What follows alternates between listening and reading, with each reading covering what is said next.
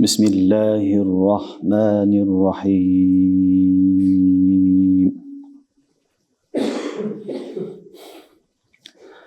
أليس الله بكاف عبده ويخوفونك بالذين من دونه ومن يضلل الله فما له من هاد ومن يهد الله فما له من مضل. أليس الله بعزيز ذي انتقام ولئن سألتهم من خلق السماوات والأرض ليقولن الله. قل أفرأيتم ما تدعون من دون الله إن أرادني الله بضر هل هن كاشفات ضره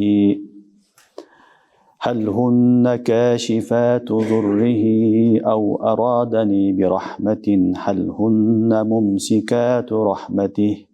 قل حسبي الله عليه يتوكل المتوكلون. قل يا قوم اعملوا على مكانتكم إني عامل فسوف تعلمون من يأتيه عذاب يخزيه ويحل عليه عذاب مقيم. إنا أنزلنا عليك الكتاب للناس بالحق فمن اهتدى فلنفسه ومن ضل فإنما يضل عليها وما أنت عليهم بوكيل.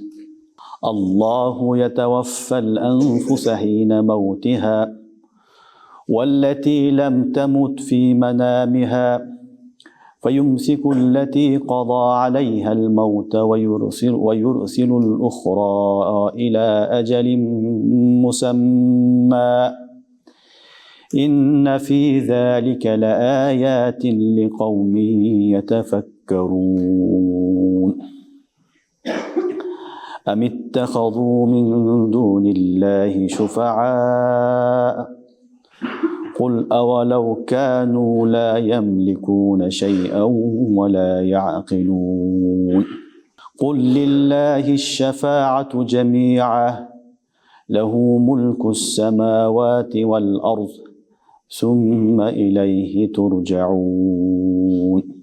وإذا ذكر الله وحده اشمأزت قلوب الذين لا يؤمنون بالآخرة وإذا ذكر الذين من دونه إذا هم يستبشرون.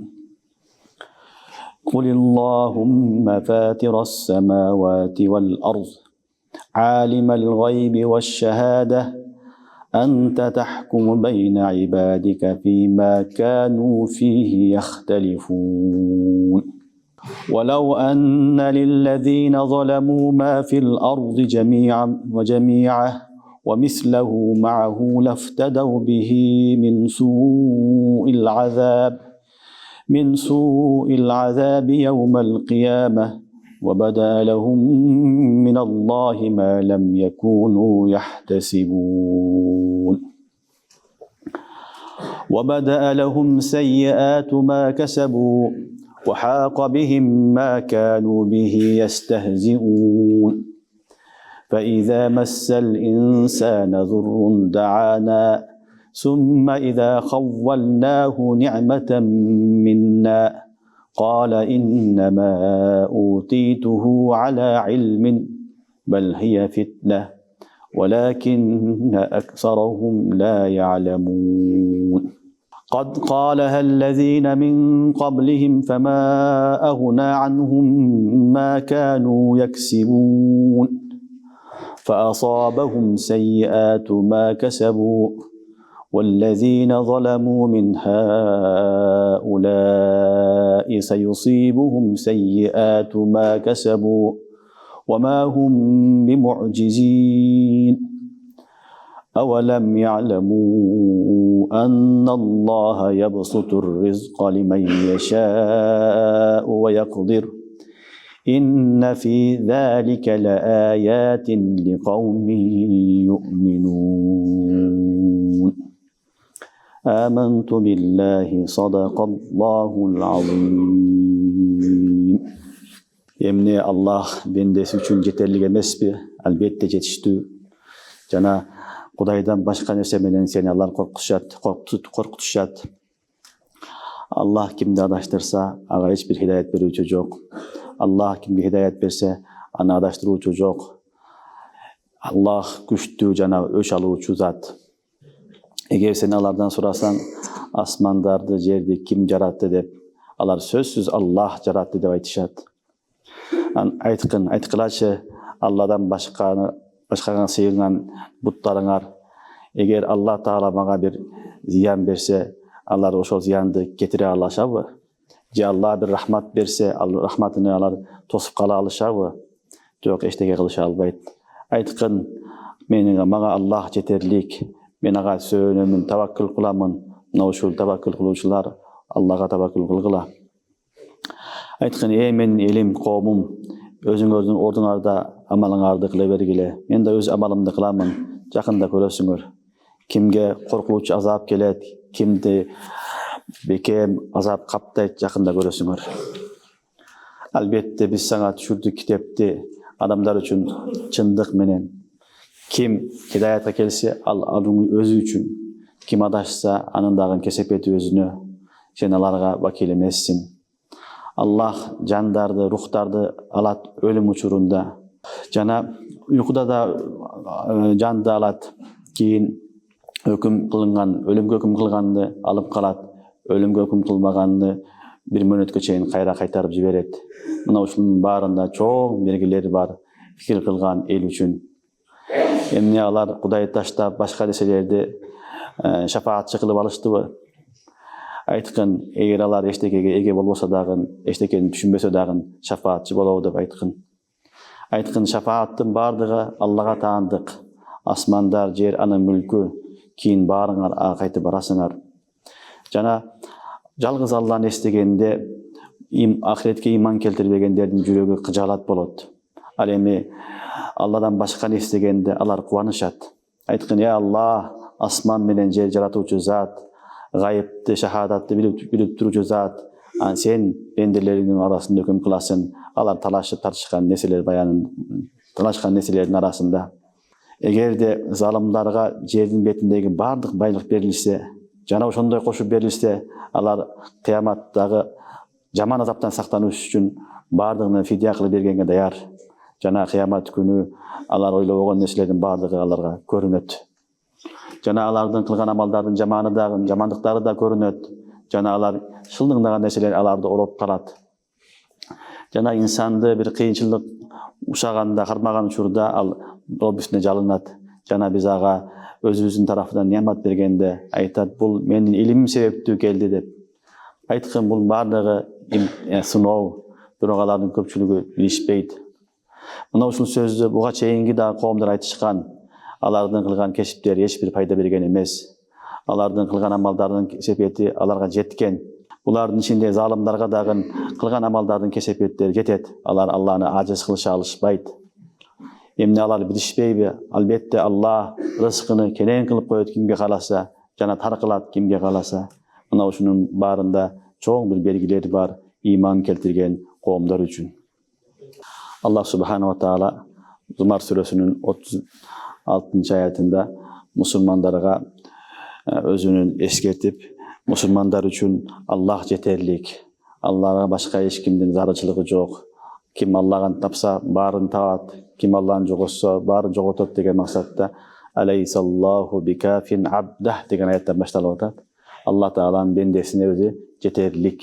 Аллах Тааланын эч бир Алланы ким тапкан болсо баарын табат, ага башка эч бир жардамдын, башка нерсенин кереги жок деген аяттан Аллах субханаху ва таала бүгүн сабакты баштап атабыз аят менен. Алейсаллаху бикафин абдах. Аллах бендесине жетерлик эмеспи деген суроо. Бул истифхам инкари. Наам, сөзсүз жетерлик деген жооп берилет. Албетте Аллах Таалам жетиштүү. İnsanға Allah жетиштүү. Алладан башка махлуктун бардыгы вактылуу гана жардам бериши мүмкүн. Алла кааласа бербей калышы да мүмкүн, жардам бере албай калышы да мүмкүн. Бирок Аллах субхана ва тааланын жардамы, Алланын нусраты, рахматы ар дайым мендилер менен чогуу. Мына ушуну Алла таала баяндап атат. Алейсаллаху бикафин абда. Эмне бендесине Аллах жетерлик эмеспи деген аят. Бул аяттын түшүнүгү балдар муфассириндер баяндайт. Пайгамбарыбыз саллаллаху алейхи ва саллям Меккеге келип, мушриктерге келип, бутка сыйынбагыла, бул Кудай эмес, буттарды таштагыла, ташка сыйынбагыла, тоого сыйынбагыла, Аллага сыйынгыла деп буттарды жамандаса, кафирлар келип, биздин бутубузду жамандабагын, биздин Кудайды жамандабагын, анын каары урса, анын кесепети тийсе жаман болосуң. Оңбой каласың, урпагың оңбой калат, сен жоголуп кетесиң, жаман оору менен ооруйсуң, жинди болуп каласың деген ар түрлүү сөздөр менен Расулуллах саллаллаху алейхи ва салламды коркутуп келишкен. Бул махлук менен коркутуу, бул кафирлардан калган тарика. Мусулман адам баласы Алла менен коркутат.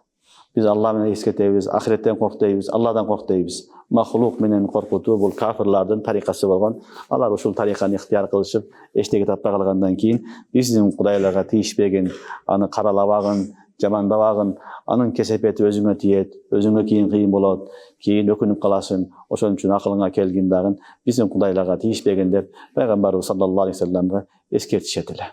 Ошол учурда Аллах субхана ва таала ушул аят түшүргөн алейсаллаху бикафин абда.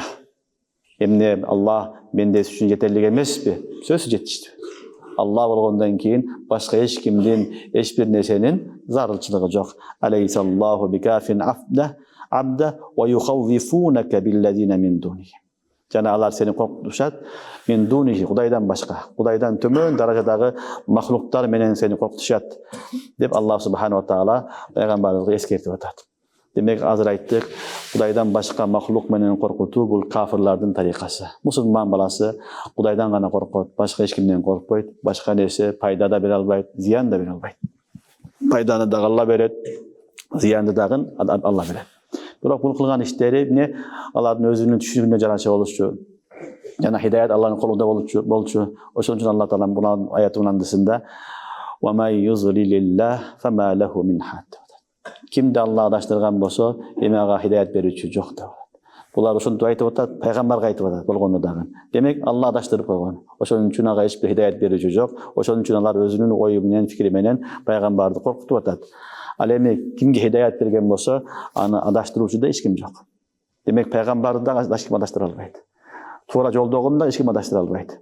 Демек кимге Алла хидаят берсе, аны эч ким адаштыра албайт. Кимди Аллах адаштырган болсо, аны эч ким туура жолго сала албайт деген аятты Алла таалам кайра баяндады.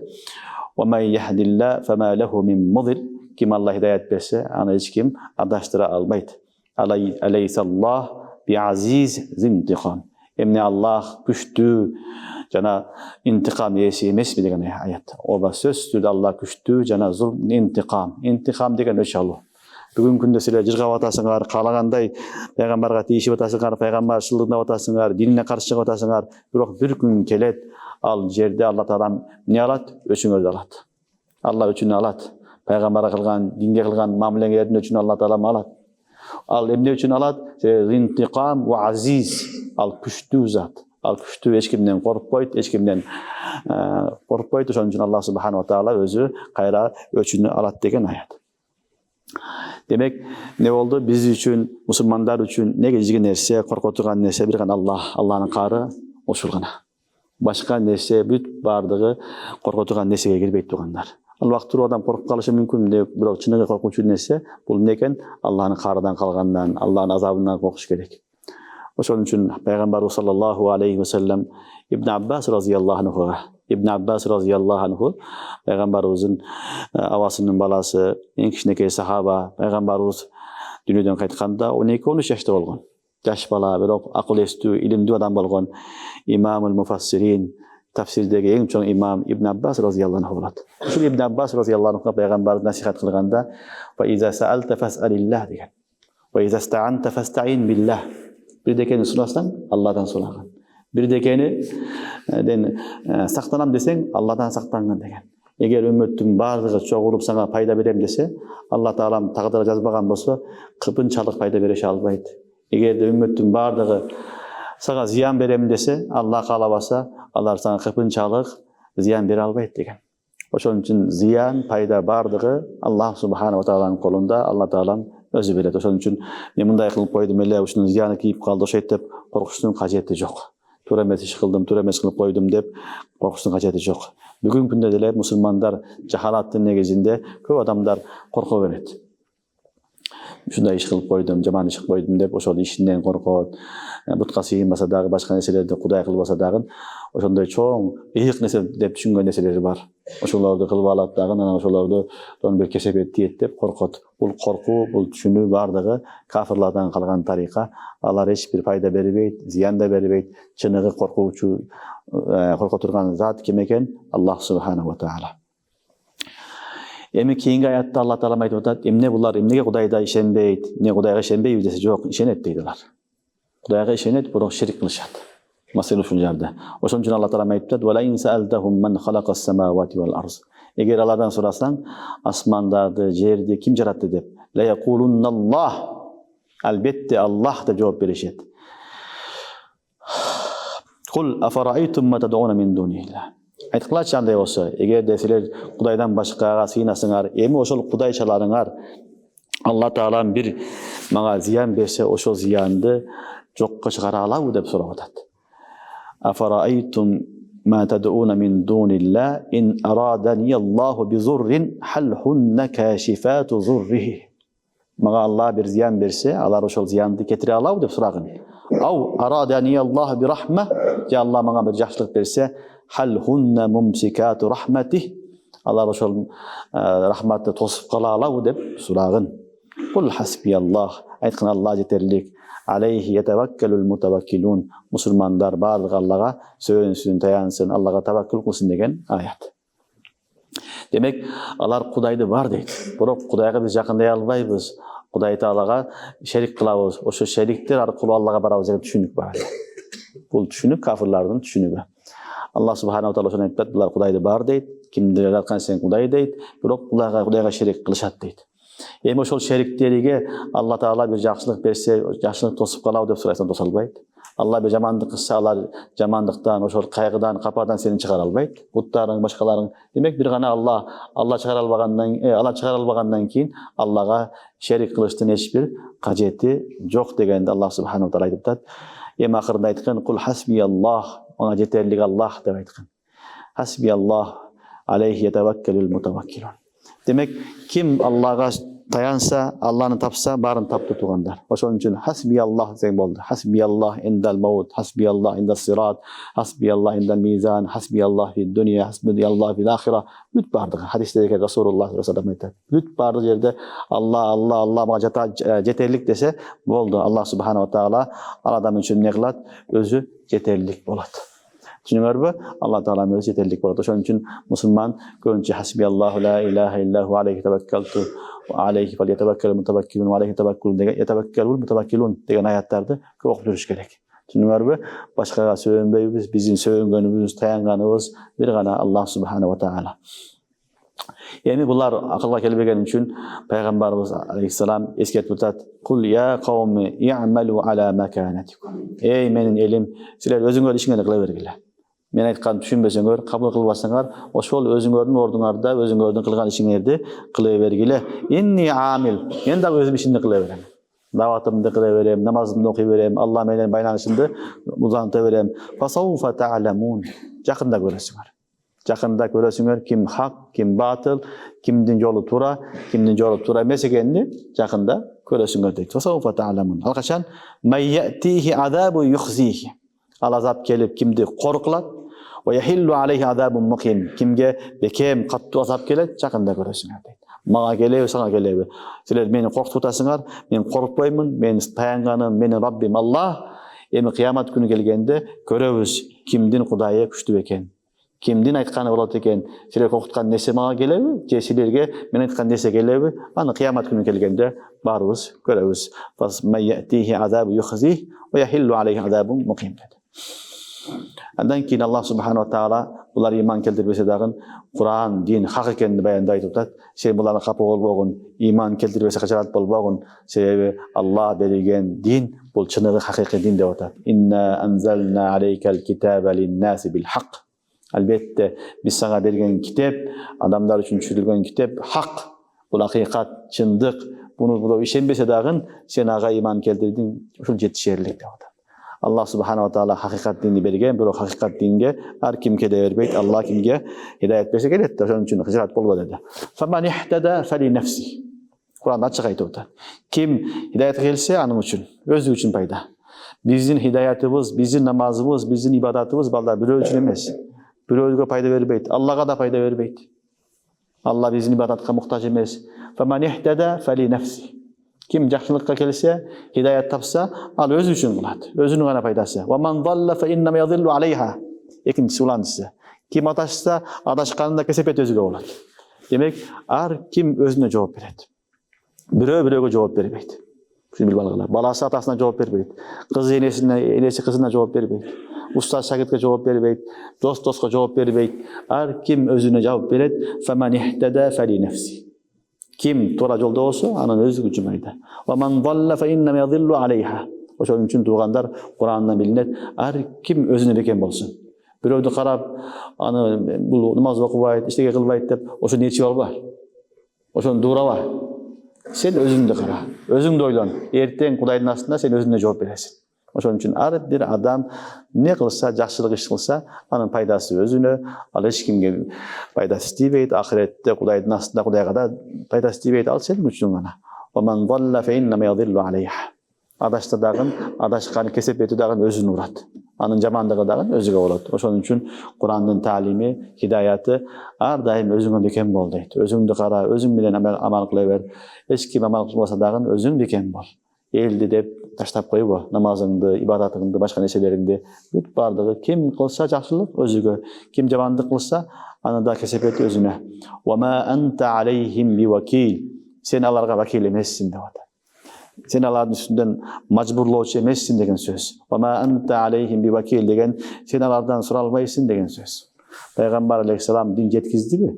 Jetkizgenden keyin boldu, majburlay albayt. Lesta aleyhim bimusaytir Kur'an'da aytat. Majburlabayt.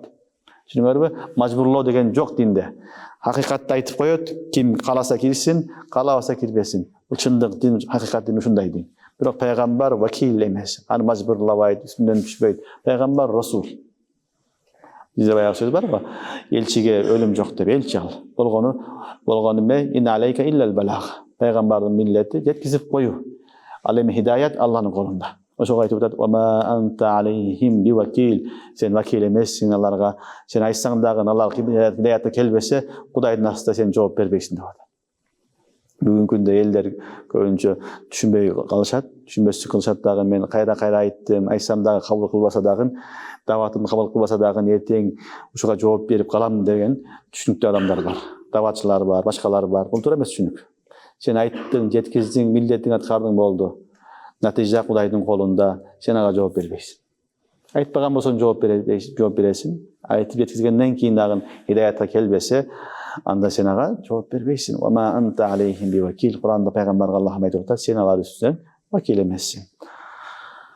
Andan keyin Allah subhanahu wa taala özünün kudretini beýan dep atat. Özünün kudreti janalarga aytdy go hazır.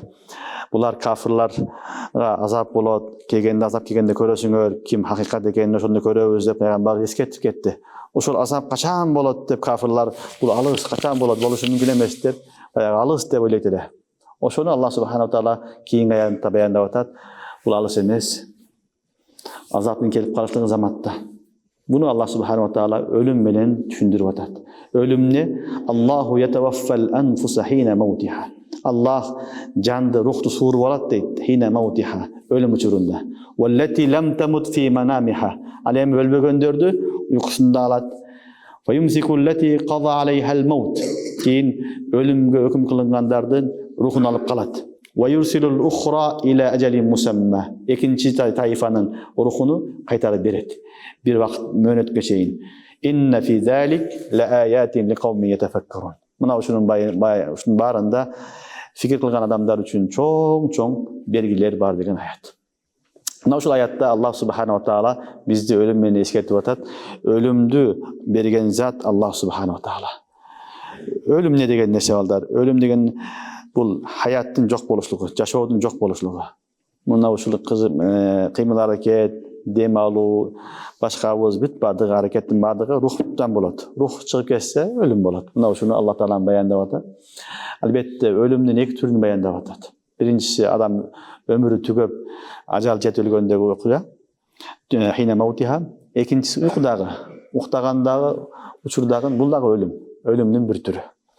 Demek Peygamber Allah Taala aytып atat, "Siler azapты alыс debegile, kıyamatты alыс debegile, adam ölüm keler zamat, men mata faqad qamat lahu qiyamah." Kim ölsele kıyamat kelet, ana alыс deb bilbegile, ertegele kelet degen nerse. Ekincisi Allah subhanahu wa taala adam balasıga bütkül janlıktın bardığına ruhu bardığına ne bergen? Ruh bergen. Ruh jana nafs. Ruh menen nafs kebir ulamalar ököbü başka deydi. Biroq köpçülük ulamalar ruh menen nafsты bir deydi. Köpçülük ulamalar ruh menen nafsты bir deydi. Düşünüңөрбү? Bul ruh ne Allah'ın hükmü. Anın hakikatini Allah'dan başka hiç kim bilbeydi. Yes'alunaka anir ruh. Kulir ruhu min emri rabbi ve ma utitu minel ilmi illa qalila. Hiç kim bilbeydi Allah'dan başka. Anın hakikatini. Muna hazırkı zamanda elder asmanga çıkıp atat, jerge çıkıp atat, ardege bolup atat. Biroq ruhtun hakikatini hiç kim bile albaydı. Al kanday nerse hiç kim ayta albaydı. Oşon üçün bul Allah'ın emri, Allah'ın hükmü, Allah'dan başka hiç kim bile albaydı. Uşul ruh iki türlü bolat turganda. İki türlü bolat dep atat Kur'anda. Ruh bul Allah Taala subhanahu wa taala jasatqa beret. Min amri rabbi.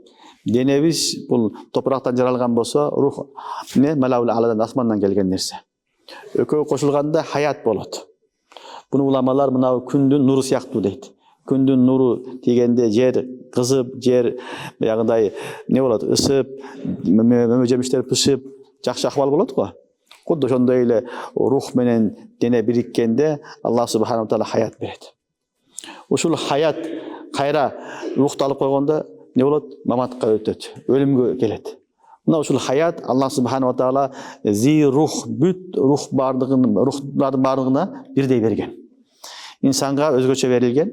Biroq insandıkı daha bir özgöçölügü tigiler ölgönden keyin ruhu ketip kayra kelbeyt, insandıkı kayra kelet. Kabırında kelet. Barzakta, andan keyin kıyamat günü kelgenden keyin kayra Allah Taala ruhtu toluk beret. Ruh ölbeyt. Düşünüңөрбү? Demek ne oldu? Bir ruhtun hakikati. İkincisi, ruh zahiran ve batin adam menen baylanışat. Zahiri sırtlı görünüşlü dagın, içki jak taraftan dagı baylanışı bolat. Adam balası zahiran ve batinan içki sırtkı büt bardık ruh alıngandan keyin aga ölüm kelet. Anda kıymıl hareket, közü karabay kalat, közü kıymıldabay kalat, dem albay kalat, eşteke jeyelbay kalat. Bu toluk ruhtun kabza kılınganı. İkincisi ruhtu Allah Taala kede zahiran sırtkı taalluk baylanışını gana üzüp koyot. Alıp koyot. İçki baylanışı kalat. Bu uyku uçurunda. Uktap atkan uçurda Allah subhanahu wa taala sırtkı baylanışты alıp koyot. Oşon üçün adam balası tınç bol uktay beret. Bu uyku nimet. Kündüzü keçe çayırsın. Oşol çarçagandı jogotuş üçün Allah subhanahu wa taala uyku bergen. Uktagandan keyin salıp kalasın. Al jerde ruh çıkıp ketet. Biroq zahiri ruh adamın sırtkı denesi bilen baylanışkan nerse çıkıp ketet dagın, al malabına ala ketet. Aylanıp kelet, oşon üçün tuş görösün, ölgön adamlar bilen jolugансın, başka bolasın, bul ruhtun çıkıp ketkeni bolat. Biroq ruhtun ikinci bir tarafı var, batini. Al kalat, oşon üçün dem alıp жатқан bolasın, pışıldap atkan bolasın. Har, uktap atasın. Biroq ne oldu? Bul da ölüm. Ölümdün bir türü. Biroq ne oldu? Sırtkı ruh ketet, içki ruh kalat dagın, oşon üçün sen dem alıp жатқан bolasın. Düşünüңөрбү? Mına uşunu Allah subhanahu wa taala Kur'an-ı Kerim'de bayandap atat. Allahu yetevaffel enfus hine mautiha. Allah ne kılat? Ruhtardı, nafsты tartıp alat. Yetevaffa degen surup alat degen söz. Çıkarıp alat, surup alat. Hine mautiha, ölgön uçurda. Ölgön uçurda tolluk surup alat. Zahiran ve batinan surup alat. Velleti lem temut fi manamiha. Ölbegöndördü günü ne uktap atkan uçurunda tartıp çıkarıp alat. Fayumsiku leti qada aleyha'l maut. Ölüm kelgenderdi ne kılat? Ruhunu alıp kalat. Alar lafi illiyin je lafi sijjinde kalat. Ve yursilul ukhra ila ajalin musamma. İkinci ruhtu ne kılat deydi? Anı jönötöt deydi. Ila ajalin musamma mönötüge çeyin. Kançalık ömürü kılgan bolsa oşonjoga çeyin anı kayra jönötöt. İnne fi zalik la ayatin li kavmin yetefekkerun. Uşulardın barında musulmanlar üçün, fikir kılgan adamlar üçün çoğ belgiler bar dep atat. Demek ne oldu? Mallar ölüm bul, uykunun ile bir türü. Ahul maut. An-nawm ahul maut dep gelet. Hadiste de gelet. Ölümün bir türü. Oşon üçün Peygamber sallallahu aleyhi ve sellem uktaganda dualarda karasaňar Bismike amutu ve ahya deydi. Uktap atkanda Bismike amutu ve ahya. Ya Allah, sen atyň menen ölüm, kayra turamyn degen söz. Demek uykudagyn ölümün bir türü. Oşon üçün kaburda dagyn ölüm bolat, al uykunun bir türü aldagyn. Bir uktap atkanda başka şarak bolat, jessiye sarptaysın, al jerde köwre uktaysın. Birak uykunun bir türü aldagyn. Maut. Düşünüňärmi? Ne oldu? Bismike amutu ve ahya.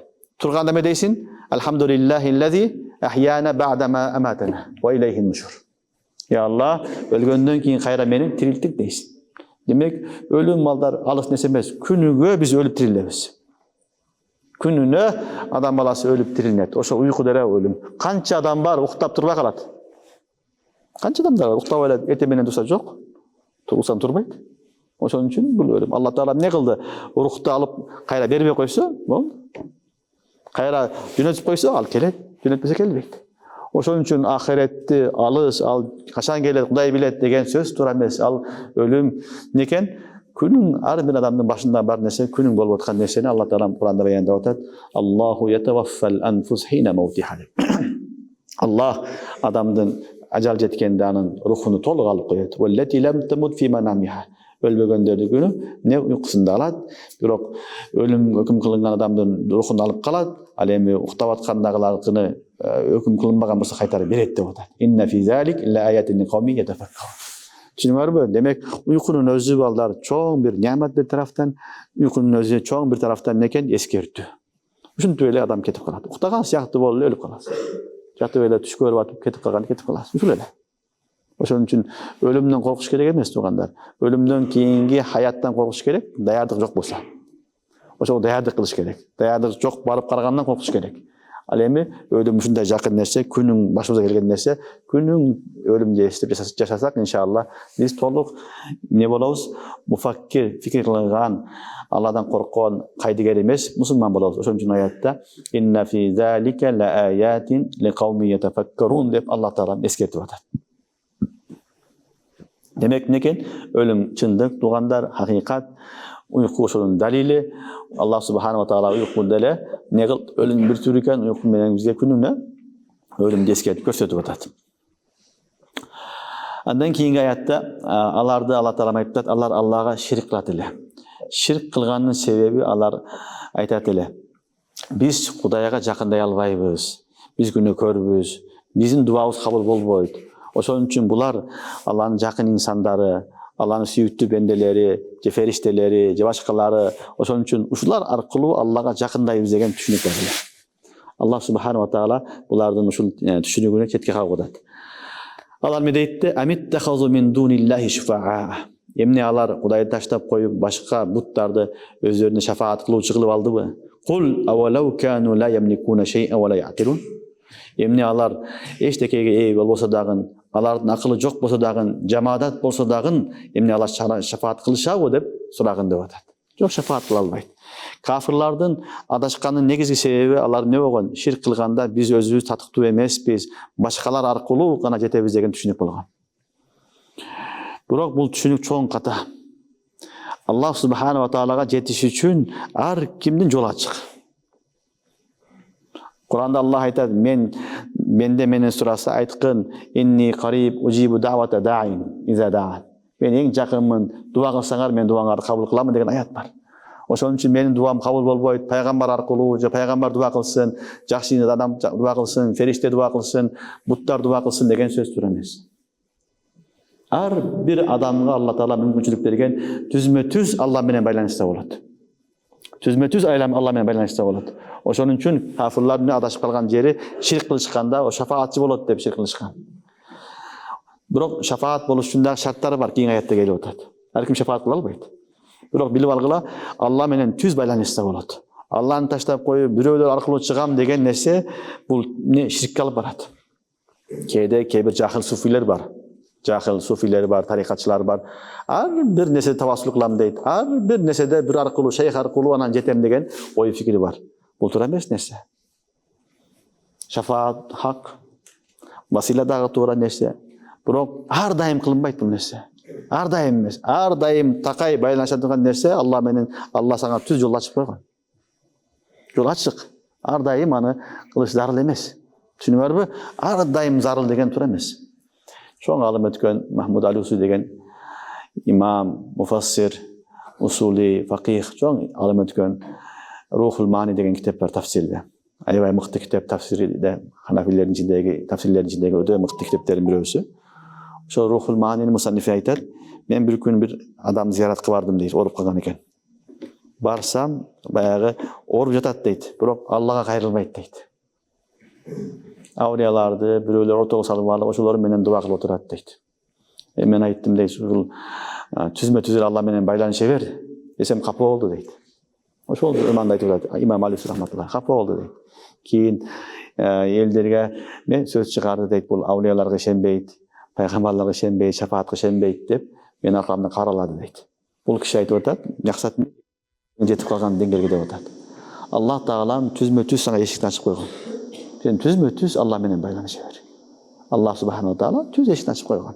Ошон үчүн ар дайым эле шафаат кылдырамын, васила кыламын, тавассул кыламын деш зарыл эмес тугандар. Васила, шафаат хак нерсе, эч ким инкар кылбайт. Бирок анын дагы эрежелери бар, жолу бар. Түзмө-түз Алла менен байланышкан ушул эң жакшы. Мына ушуну Алла Таалам Куранда айтып атат, алар Кудайдан башканы шафаат кылып алган, шафаатчы кылып. Кул авалау кану ла ямликуна шей'ан ва ла яқилун. Алар эчтекени түшүнбөсө деле, акылы жок болсо деле, эчтеке эге болбосо дагы кантип шафаат кылат? Сураган алардан дейт. Кул лиллахи шафаату жамиа. Эми алар эчтеке кыла албагандан кийин эми айтып койгон аларга бардык шафаат Аллага таандык. Аллага таандык. Бирок шафаат ким кааласа кыла албайт. Илля ман азина лахур рахман. Ва ла янфа шафаату индаху илля ман азина лахур рахман. Кимге Аллах уруксат берсе, ошол гана шафаат кылышы мүмкүн. Марким кыла албайт. Ошон үчүн баланча адамды эле өзүнүн тарафтан эле токуп алып, ошону шафаатчы кылдырам деген туура эмес. Пайгамбарларга дагы, чоң-чоң сахабаларга, кандай шахидтерге, башкаларга, уламаларга шафаат кылат дегени бардыгы мутлак эмес. Анын бардыгы ман азина лахур рахман. Алла кимге уруксат берсе, болбосо эч ким шафаат кыла албайт. Мына ушуну Аллах айтып атат. Кул лиллахи шафаату жамиа. Шафааттын бардыгы, шафаат кылыштын бардыгы Аллага таандык. Эмне үчүн? Лаху мулкус самавати вал арз. Себеби асман жердин бүт бардыгын малики, хакыйкый ээси Аллах. Ал өзүнүн ээси, өзү каалаганды шафаат кылат, каалаган азапка салат, өзү билет. Сумма илейхи туржаун. Сумма илейхи туржаун. Кийин кайтып барасыңар деди. Демек Аллах субханаху таала шафаат татыктуу зат, шафаат кылган зат өзүнүн мүлкү ал. Каалаганы кечирет, каалаганы кечирбейт, өзү билет. Ал нерсе Алладан башка эч кимде жок. Ошон үчүн лиллахи шафаату жамиа. Шафааттын бардыгы Аллага таандык. Лаху мулкус самавати вал арз, сумма илейхи туржаун. Андан кийинки аятта Аллах субханаху таала кафирлардын дагы бир жаман сыпатын айтып атат. Ал кафирлар Алла тааланы жалгыз эстесе, Алланы өзүн зикир кылса, алардын жүрөгү кыйналат. Жүрөгүндө кайгы капа басып, кыйналышып, жаман көрүшөт. Ал эми Кудайдан башканы эстесе, сүйүнүшөт. Муну кафирлардын сыпаты. Мына ушуну Алла таала баяндап атат. Ва иза зукираллаху вахда ишмааззат кулубуллазина ла юъминуна бил ахирah. Эгер жалгыз Алланы зикир кылынса, ишмааззат дегени алардын жүрөктөрү кыйналат деген сөз. Алардын жүрөктөрү кыйналат, капа болушат, кайгырышат. Кулубуллазина ла юъминуна бил ахирah. Ахиретке иман келтирбегендердин жүрөгү аябай кайгы капага батат дейт. Ва иза зукираллазина мин дуни иза хум ястабширун. Ал эми Алладан башкаларды, алардын буттарынды, кудайларын эстесе, иза хум ястабширун, алар сүйүнүп, кубанып калат дейт. Сүйүнүп, кубанып калат дейт. Demek kafirlar ne kılgan? Allah'a işenbeyt alar. Oşonun üçün Allah Taala'nı gana Allah da peygamber ayta verse, Kur'an'da Allah ayta verse özünü, alardın jürögünde kaygı kapa bolat. Süyünbeyt. Kaygırat, kapa bolat, kıynalat. Al эми Kuday menen koşo alardın kudaylarını, yosamalardın gana kudayını aytılsa, alar ne kılat? Süyünet. İşme'azzat anan keyin yestebşirun. Ve izahum yestebşirun. Demek Kudaydı estegende süyüngön adam bul musulman bolat. Kudaydı estegende kapı olgan adam, kaygıgan adam musulman bola albaydı. Çünkü oşonun üçün alar ne Kudaydı estegende alar kapa bolat, kaygırat. Al эми Allah'dan başka neseni estegende süyünüşöt. Al эmi musulmanlar ne bolat? Allah'ını estep jırgayt. Allah'ını estep süyünet. Ala bi zikrillahi tatmainnul kulub. Allah'ını estegen sayın musulmanların jürögü ne bolat? Tınçlıkta, beypilçilik, rahatlıkta bolat. Lazzatta bolat. Oşonun üçün çınıgı musulmandın belgisi Allah'ını estegende jürögünde bir kuvanış payda bolat. Allah degende jürökte me sezim bolat. Allah'a olan muhabbeti küçüyet. Allah'a olan bir muhabbetin negizinde bir lazzat payda bolat. Bu musulmanın belgisi. Allah dediğin, zikir kıldın, Kur'an okudun, yaxşı amal kıldın, oşol amallar menen jürögüngde tınçlık bolsa, beypilçilik, rahat bolsa, sen musulmansın. Bu musulmanın belgisi. Allah'ını ukkanda, Kur'an ukkanda, zikir kılganda, ukun kebey, eşlik kebey, jürögün kısılıp, kıynalsan, aleyyazu billah. Bu kafir je münafıktın belgisi bolat. Kafir je münafıktın belgisi bolat. Allah saktasın. Oşonun üçün Allah degen söz çıkkanda adamın jürögünde bir rahat boluş gerek. Adamın jürögünde bir rahat, kuvanış sezim boluş gerek. Şunda Allah Teala Kur'an'da aytıp atat.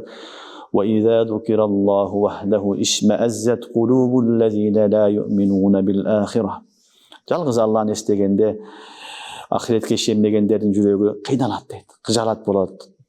وَإِذَا ذُكِرَ الَّذ۪ينَ مِنْ دُونِهِ اِذَا هُمْ يَسْتَبْشِرُونَ Allah'dan başka Allah'ın kudaylar estegende Allah kuvanat deydi. Aliyyaz billah. Müslüman Allah'ın estegende süyünöt, Allah'dan başka butlar estegende kıjarat bolat. Kaygıga batat, kapaga batat, Allah üstünden saktagın dep kıynalat. Bu Müslümanın belgisi. قُلِ اللّٰهُمَّ فَاتِرَ السَّمَاوَاتِ وَالْأَرْضِ Keyin ayette aytıp Allah Teala aytkın, ey Allah, فَاتِرَ السَّمَاوَاتِ وَالْأَرْضِ عَالِمَ الْغَيْبِ وَالشَّهَادَةِ Ente tahkumu beyne ibadik fîmâ kânu fîhî ihtilifûn. Aytkin ya Allah'ım, sen asman menen celle jaratkan zatsın. Sen gayipti dağı, şahadatты da bilesin. Gayipti dağın, körün turgan nesenin de bardı bilesin. Sen pendilerin ortasında, alar talaşkan neselerin barasında öküm kılasın dep aytkın deydi. Demek ne oldu? Şafaatçı da Allah. Şafaat kim kılat? Barını bilip durgan zat. Jaratkan Allah asman jerde. Malik hakiki şahad deken alimul gayb ve şahada. Gaybti da bilet, şahadatты da bilet. Şahadat degen közü görünüp turgan nese, gayb görünbögen. Közü görünbögen barın bilgen zat mına uşul Allah. Uşul Allah şafaat kılat. Uşul Allah adamların ortasında ne kılat? Hüküm çıkarat. Düşünüyorsunuz mu? Hüküm çıkarıcı zat ne oluş gerek? Büt barını biliş gerek. Büt barını bilgen zat bir gana Allah subhanahu taala. İnşallah sen biröge bar hüküm çıkarsan al barını bilbeyt. Aytkanыңды gana aytıp ugup oşoga jaraşa kesin çıkarat. Keyde adam balası birdekeni aytat, ekincisini unutup kalat. Köp nesini unutup kalabız. Jaşoda köp nese bolat, unutup kalabız. Biroq Allah subhanahu taala unutbayt. Allah unutbayt. Ahsahullah ve nasuh Kur'an'da Allah aytat. Ahsahullah ve nasuh. Allah barın yazıp koygan, Allah unutup kaldı deydi. Oşonun üçün şafaat kılıuçu zat, hüküm kılıuçu zat, uşunday zat, al büt bardığı ne? Turat, mahfuz. Hiçbir nese unutup kalgan jok, eşteki jogolup ketken jok. Büt bardığı var, uşul zat şafaat kılat. Uşul zat adamların ortasında, peygamber men elin ortasındağı kelişpeslik, tartışkan neselerin büt bardığını hükümünü çıkarat deydi. Düşünüyorsunuz, oşonun üçün hakiki malik dağı Allah subhanahu taala, şafaatli nesi dağı Allah taala, jana hüküm kılıuçu zat dağı Allah taala sebebi alimul gayb ve şahada al bardığını bilip turat. Barını bilgen gana zat ne kılat? Adiletli gana padişah, oşul gana çınıgı çeşimde kabul alat. وَلَوْ أَنَّ لِلَّذ۪ينَ ظَلَمُوا مَا فِي الْأَرْضِ جَمِيعًا Emi Allah Teala hüküm kılat deyip atamız da, barını hüküm kılat, Allah özü bilip turat degenden keyin Allah Teala keyin ayet ura otat. Emi Allah barını körüp turgandan keyin, bilip turgandan keyin kıyamat günü olganda kafirlar ökünöt emi. Kılgan işini ökünöt, iman keltiribegen ökünöt, günölerini ökünöt, büt барын өкүнөт дагы, эми алар не кылат? Арзуу кылат. Ушул жердин бетиндеги бүт байлыктын бардыгыны Аллага берип, азаптан куткарсак болду деген мегеле чечимге келишет. Бүт бардык байлыкты берелик дагы, Алла Таала бизди азаптан сактасын деген чечимге келишет. Бирок ал чечим эми кабыл алынбайт. Алланын астында эми ал нерсе кабыл алынбайт. Себеби ал бүт бардыгы сыноо канчага чейин, өлгөнгө чейин. Өлгөндөн кийин эми бардыгын көзү ачылат. Бардык өлүм фериштесин көргөндөн иман келтирет. Эми ал иман пайда бербейт. Ошол өлүм фериштеси көрүнгөнгө чейин не кылыш керек? Иман келтириш керек. Кийин эми кабырга барып, анан ахиретти көрүп, мункар накир көргөндөн кийин эми иман келтирдим десең, иман келтирилип эсепке алынбайт. Мына ошону Аллах айтып атат: "Валау анна лиллазина заламу ма фил арди жами'ан ва мислаху мa'h лафтадау бихи мин су'ил азаби яумал қиямah ва бада лахум миналлахи ма лам якуну яхтасибун" деген аят. Албет залымдар дейт, жердин бетиндеги бардык нерсени, ва мислаху мa'hu, дагы ошондой нерсени, байлыкты, лафтадау бихи мин су'ил азаб яумал қиямah, кыяматтагы каттуу азаптан сактанам деп фидия кылып, өзүмдү куткарайын деп бере турган болсо дагы, алар өзүнү куткара алышпайт. Ал эле эмес, ва бада лахум миналлахи ма лам якуну яхтасибун. Алар ойлобогон нерселер дагы Алланын астына келгенде көздөрүнө көрүнөт дейт. Алар унутуп калган нерселер, ойлобогон нерселер болот, адам ойлобогон жерден тутулуп калат. Ошолордун баары да көрүнөт. Биринчи ойлоп билген күнөөлөрү, анан билбеген күнөөлөрү. Ва бада лахум ма лам якуну яхтасибун. Ойлобогон күнөөлөрү дагы Алла Тааланын астына келип калат. Ушулардын баардыгы келгенден кийин эми алар не кылат? Кана эми ушул байлыгым болсо, байлыгымдын баардыгын берип, өзүмдү азаптан куткарсам дейт. Бирок ал эми эч качан пайда бербейт. Ал эле эмес, ва бада лахум сайyi'atu ма касабу. Жаналардын кылган жамандыктарынын дагы кесепети аларга көрүнөт. Ва хаqa bihim ma kanu bihi yastehzi'un. Жаналар истихза кылып шылдыңдаган нерселер дагы аларды ороп калат дейт. Алар ойлогонда биз өлгөндөн кийин дагы ушундай эле болобуз деп. Дүйнөдө жыргап жашадык, байлыгыбыз, бийлигибиз бар. Өлгөндөн кийин деле Алла Таала бизге ушундай мамиле кылат деп ойлогон. Бирок ахиретке барганда анын тескериси болуп калат. Ва бада лахум сайyi'atu ma kasabu. Ва хаqa bihim ma kanu yastehzi'un. Алар шылдыңдаган нерселер, динди шылдыңдады, исламды шылдыңдады, иман шылдыңдады, мусулман шылдыңдады, бүт бардык аларды ороп калгандан кийин эми алар не болот? Таң калышат. Таң калып иман келтирип, бүт баарынын бергенге даяр болот, бирок ал кеч калды. Эми ал эч бир пайда бербейт. Ва бада лахум сайyi'atu ma kasabu ва хаqa bihim ma kanu bihi yastehzi'un. Алла Таала аларды түшүндүрдү. Андан кийин Аллах субханаху ва таала кайра эле адамдын алсыз экенин баяндап атат, жана кафирлардын дагы бир сыпатын баяндап атат. Ал сыпат: "Ва иза массал инсана зуррун дa'ana summa iza khawwalnahu ni'matan minna qala innama utituhu ala ilmin bal hiya fitnah walakinna aktharuhum la ya'lamun." Дагы бир кафирлардын жаман адаты. Инсан баласына бир кыйынчылык келсе, бизге кайрылат дейт. Даана, бизге дуа кылып, бизге жалынат дейт. Summa iza khawwalnahu ni'matan minna. Кийин ал кыйынчылыктан чыгарып, ага нематтарды берсек, qala innama utituhu ala ilmin. Буну өзүм алдым дейт. Өзүм илимдүү болгон үчүн, илимим, билимим, тажрыйбам болгон үчүн ушул абалга жеттим дейт. Bal hiya fitnah. Балким булардын баардыгы сыноо. Walakin aktharuhum la ya'lamun. Акыкатта көпчүлүк буну билбейт деген аят. Демек, кафирлардын бардыгы, адамзаттын бардыгына кыйынчылык келгенде Алла кайрылат. Кафирлар да кыйынчылык келгенде ошол буттарды таштап коет. Буттары кайрылбайт. Эң чоң Кудай деп Кудайга кайрылып калат. Я Алла дейт. Бирок иш бүткөндөн кийин Кудайды унутат дагы, буну ким кылды дейт? Паланчылар кылды дейт. Паланчы бут кылды, паланчы кылды дейт. Бул кафирлар сыпаты. Мусулмандар делекеде Алла сактасын, Алла дейт дагы, бир иш бүткөндөн кийин не болду? Ушундай болду деп Алланы унутат дагы. Ошол адамдар себепчи кылат, ошол доктор себепчи кылат, ошол нерселерди себепчи кылат. Ушулардан болду дейт. Бул дагы туура эмес негизи. Хакыйкый ошол кыйынчылыктан чыгарган зат Аллах субханаху ва таала. Кыйынчылыктан чыгарган, ооруга шифа берген, өлтүрбөй сактап калган бүт бардыгы ким? Аллах субханаху ва таала. Ал себепчи болушу мүмкүн, бирок шүгүрдү Аллага айтыш керек. Шүгүрдү Аллага айтыш керек. Дуаны Аллага кылдыңбы? Шүгүрдү дагы Аллага айт. Аллага кайрыл. Мына ошону Аллах айтып атат.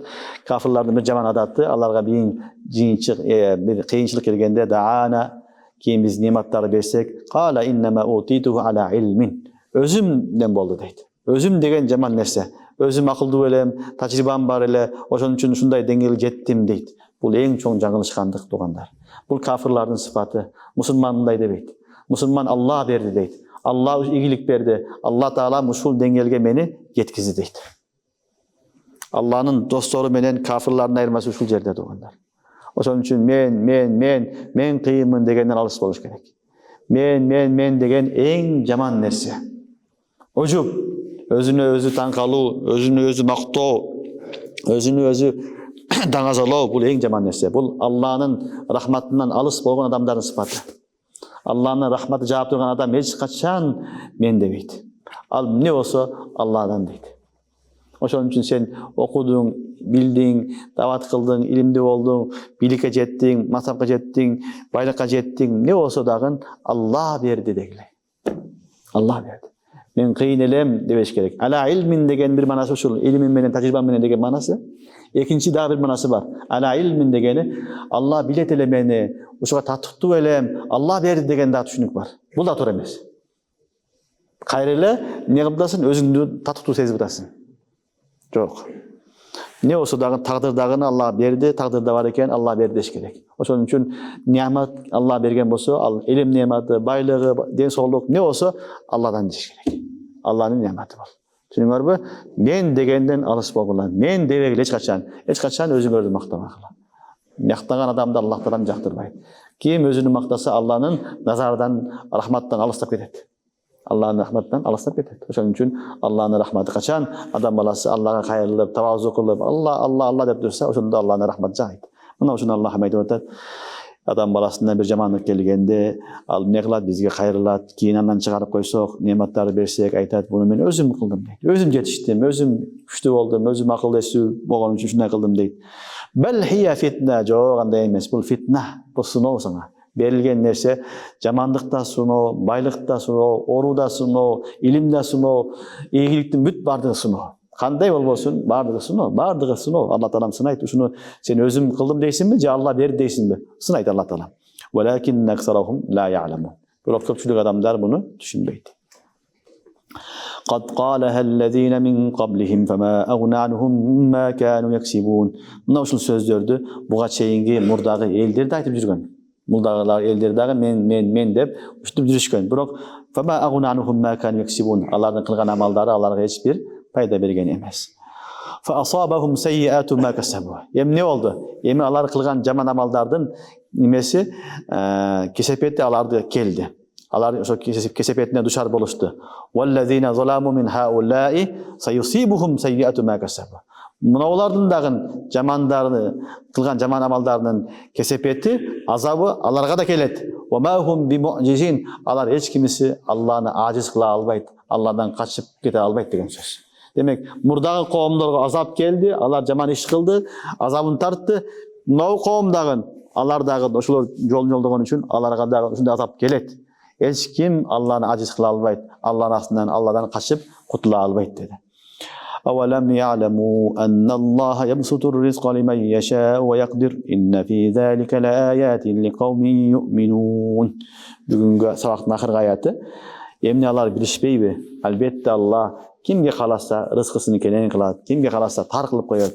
Инна фи залик лааятин лиқауми юъминун. Мына ушунун баарында ыйман келтирген коом үчүн чоң нелер бар, белгилер бар деген аят. Бул аяттан максат булар айтпадыбы? Ала иннама утитуху ала илмин. Мен кыйын болгон үчүн ушул рызкымды, мансабымды таптым деп атат да. Кур'анда Аллах айтып атат, жок. Сен кыйын болгон үчүн байып кеткен жоксуң. Кыйын болгон үчүн мансапка келип калган жоксуң. Кыйын болгон үчүн ийгилик жаралган жок.